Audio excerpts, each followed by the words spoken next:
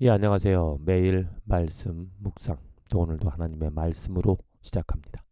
오늘 5월 25일 민수기 34장, 시편 70편, 78편, 40절에서 72절, 이사야서 26장, 그리고 요한일서 4장의 말씀을 읽으면서 우리가 하나님의 은혜를 깨닫는데, 우리들이 이 삶을 살아갈 때 선생님을 두고 선생님의 가르침을 받아, 곧 그 선생님은 하나님이다. 하나님을 선생님으로, 우리의 스승으로 삼아 살아갈 수 있는 삶이기 때문에 축복이다. 그냥 훌륭한 선생, 훌륭한 스승을 두고 그의 가르침을 받아 살아가는 것도, 지혜로운 사람의 가르침을 받아 살아가는 것도 축복입니다. 그로 인하여서 나의 잘못된 것을 고칠 수 있고 바른 것을 행하며 살아갈 수 있기 때문이죠. 하물며 사람도 그런데, 사람이 아닌 하나님을, 이 세상의 주관자이신 창조주이신 그 하나님을 나의 스승으로, 나의 선생님으로 삼아 살아갈 수 있다. 정말 이건 놀라운 축복이죠. 먼저 민수기 34장, 하나님께서 이스라엘 백성들에게 가나안 땅, 이제 초입에서 그들의 땅에 그 가나안 땅에 들어가서 그들이 삼을 경계, 아주 자세하게 어디까지 너희들이 거할 땅이다라는 것을 알려주십니다.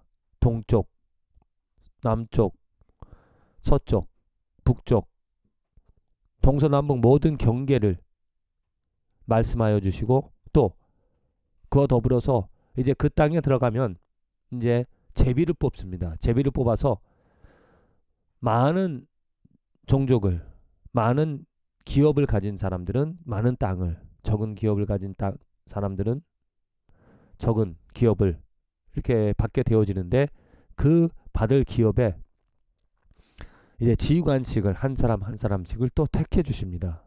아무나 하는 것이 아니라 하나님께서 이 사람을 선택하여서 그들을 지휘관 삼아 이제 제비 뽑게 해 주신다라는 거죠. 이렇게 정말 가나안 땅에 들어가는 지금 이스라엘 백성들, 하나님께서 얼마나 자세하게 그들을 위하여서 계획하시고 그들을 위하여서 일을 하시는지, 말씀하여 주시고 가르쳐 주시는지, 이스라엘 백성들이 그런 하나님을 무시하고 우리는 할 수 없다. 우리는 그들의 어떤 가나안 땅에 살고 있는 그 백성들의 장성함 때문에 우리가는 할 수 없다. 그런 불신을, 잘못된 선택을 함으로 말미암아 그 가나안 땅에 들어갈 수 없었다는 거죠. 오늘 우리의 삶에서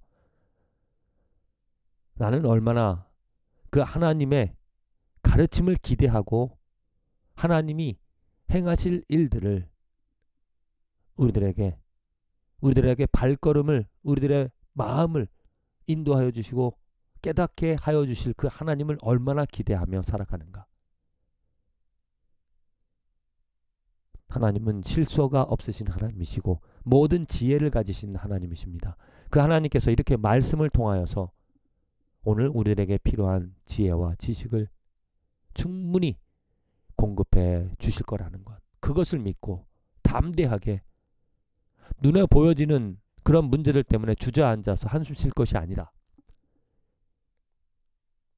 나와 함께 하시는 하나님, 지금도 살아계시는 역사하시는 그 하나님을 기대하며 하나님의 이름을 부르며 도움을 간구하며 하나님의 지혜를 구할 때 하나님께서는 분명히 지혜를 주시고 또한 해결을 해 주시는, 물론 그것이 하나님의 영광의 목적이 되어져야 되겠죠. 죄 짓는 일이 아니라, 욕망을 가지고 욕구를 채우는 일이 아니라 하나님의 뜻, 하나님의 영광을 위하여 행하는 일들이라면 분명히 하나님께서 지혜를 주시고 또한 발걸음을 인도해 주시라고 믿습니다. 그럴 하나님을 우리가 기대한다는 거죠. 이어서 시편 78편 40절로부터 72절 말씀입니다. 이 시편 말씀 계속해서 하나님께서 이스라엘 백성들을 어떻게 대하셨는지를 이스라엘 백성들이 또 어떻게 하나님께 잘못했는지를 계속해서 그 이스라엘 백성들은 광야에서 하나님을 시험하였고 하나님을 불신하였고 하나님을 인정하지를 않았습니다.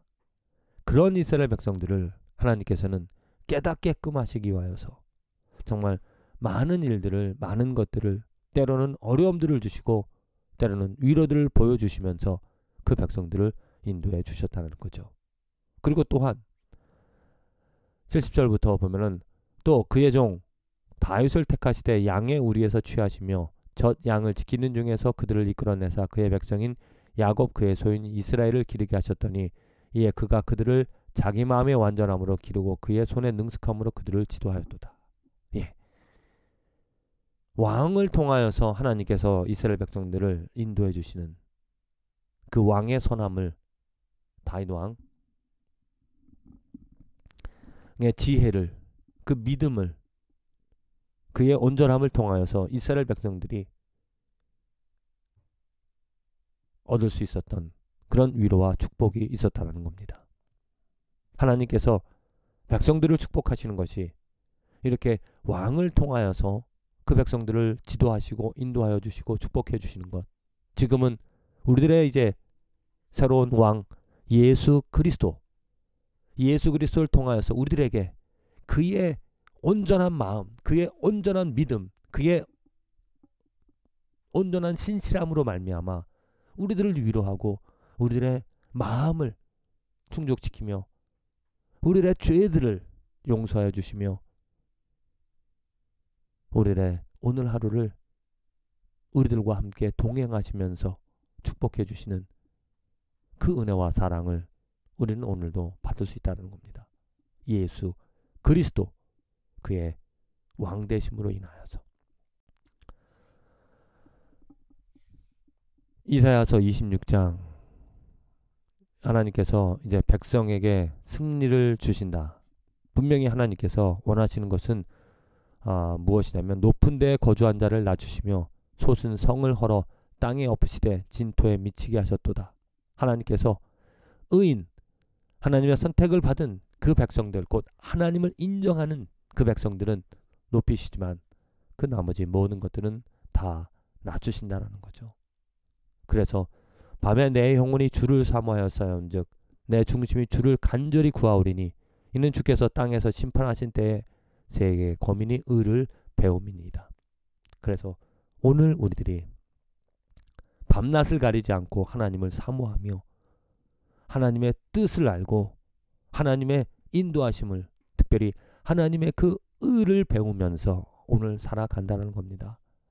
하나님의 의는 하나님께서 가르쳐 주셔야 한다는 거죠.